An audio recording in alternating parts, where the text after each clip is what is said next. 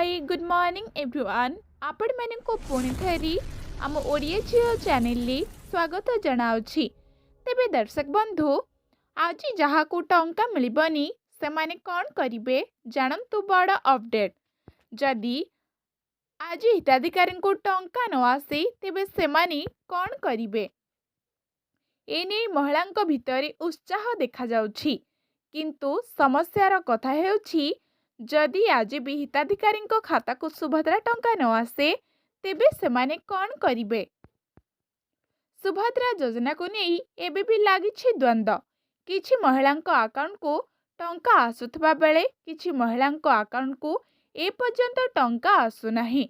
सबुठु बड़ कथा हेउछि प्रथमे आवेदन करिथिबा महिलांक सुभद्रा टंका आसिनथिबा बेले परे रेजिस्ट्रेशन करिथिबा महिलांक मिलिछि एही टंका।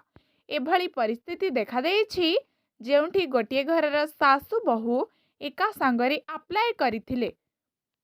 एने उपमुख्यमंत्री प्रभाती परिडा बड़ सूचना देइछंती।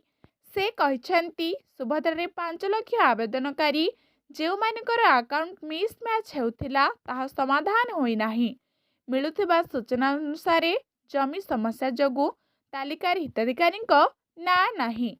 एहार सचेतनता लगी सरकार हिताधिकारी घर को जिबे बाद पड़िथिबा हिताधिकारी को सामिल करबा जाए प्रक्रिया जारी रहिबो।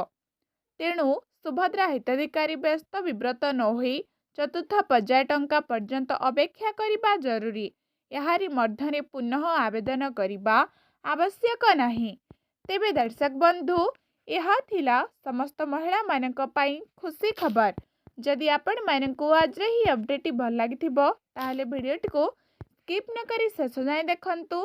आपणक मतामत कमेंट जरिया जणांतु एवं आपण सुभद्रा योजनार केते नंबर किस्ती पाइलेनी ताहा मध्य कमेंट माध्यम कमेंट करंतु एवं चैनल को सर्वप्रथमे आसिथिले सब्सक्राइब करंतु।